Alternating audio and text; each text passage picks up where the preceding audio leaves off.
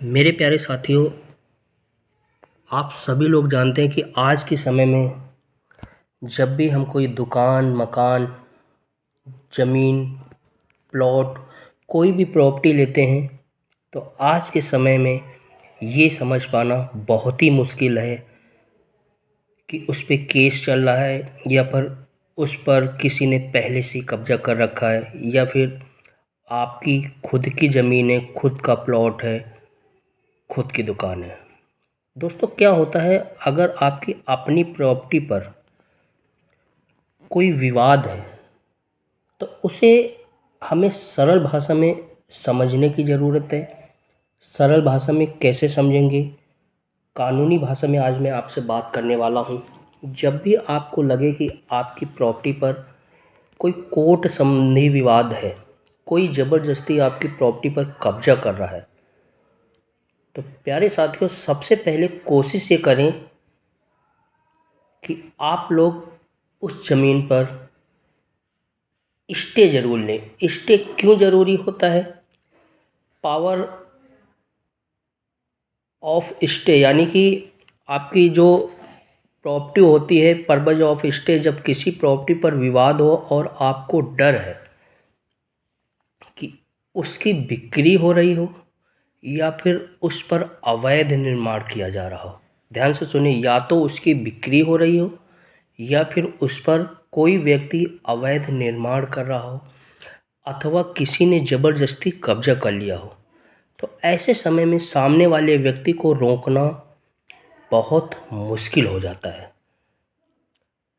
तो कोर्ट तुरंत स्टे कर देता है, मगर आपको कुछ सावधानियां बरतनी होती हैं, जिनके बारे में आज मैं विस्तार से बात करूंगा। आप लोगों के बीच मेरा आने का मेन मकसद यही था कि आप लोग बहुत परेशान हो जाते हैं, आप लोगों को समझ में नहीं आता है कि उस समय आपको क्या करना चाहिए। तो दोस्तों, जब भी लगे कोई ज़बरदस्ती कब्जा है तो सबसे पहले कोशिश करें कि कोर्ट से आप लोग उस ज़मीन पर स्टे ज़रूर ले लें, यानी कि उस पर निर्माण हो रहा है तो उस पर रोक लगवा दें तुरंत। और ये काम सिर्फ कोर्ट के स्टे से ही होता है। इस पर पुलिस आपकी ज़मीन को नहीं रुकवाती जब तक कोर्ट का ऑर्डर नहीं होगा।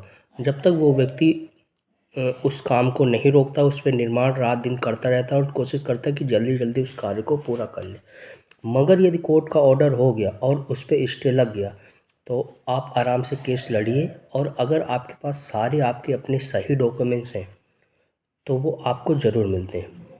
आप सबसे पहले आपको क्या करना होगा, आपको अपने आसपास न्यायालय में वकील के माध्यम से सूट फॉर परमानेंट एग्जेक्शन का मुकदमा और साथ में एक अंतरिम आवेदन ऑर्डर 39 रूल 1 एंड 2 CPC भी लगानी होती है। ये बातें आपको कोई बहुत ही अच्छे जानकार जो सिविल केसेस देखते होंगे, जो वकील साहब होंगे, वो आपको और अच्छे से समझाएंगे और अच्छे से बताएंगे जब आप उनसे लाइव बात करेंगे। अभी मैं वीडियो के माध्यम से आप लोगों को जितनी जानकारी दे सकता हूँ दे रहा हूँ, लेकिन सही, बिल्कुल स्पष्ट और सटीक जो मेन मुख्य तथ्य होंगे वो आपके डॉक्यूमेंट्स पढ़ेंगे, आपको समझाएंगे कैसे कब क्या करना है। और अगर आपके पास खतौनी, नक्शा, FIR की कॉपी हो तो ये सब आप अपने वकील को दिखा सकते हैं। उनसे तुरंत बात करें, जिससे आपको कोर्ट तुरंत स्टे दे देता है। अगर आपके पास ये डॉक्यूमेंट्स हैं तो आपको स्टे मिलने में बहुत ज़्यादा समय नहीं लगेगा।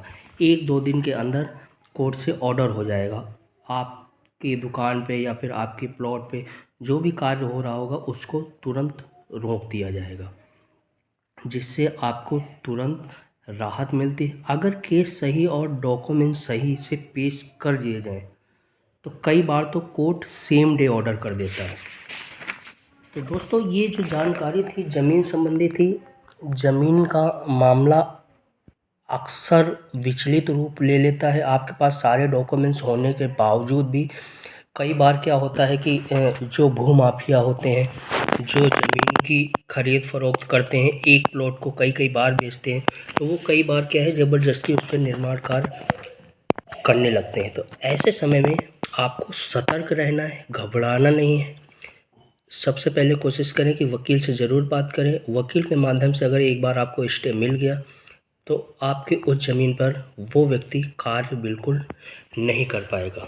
तो दोस्तों, जो अभी नए नए एडवोकेट इस फील्ड पे आए हैं वो भी समझें कि कोर्ट का स्टे जब भी आपके पास कोई पार्टी आती है, सबसे पहले कोशिश करें उसके डॉक्यूमेंट्स चेक करें। अगर उसके डॉक्यूमेंट्स सही हैं तो तुरंत कोर्ट में केस दायर करें और उस व्यक्ति को सबसे पहले कोशिश करें कि उसको स्टे मिले।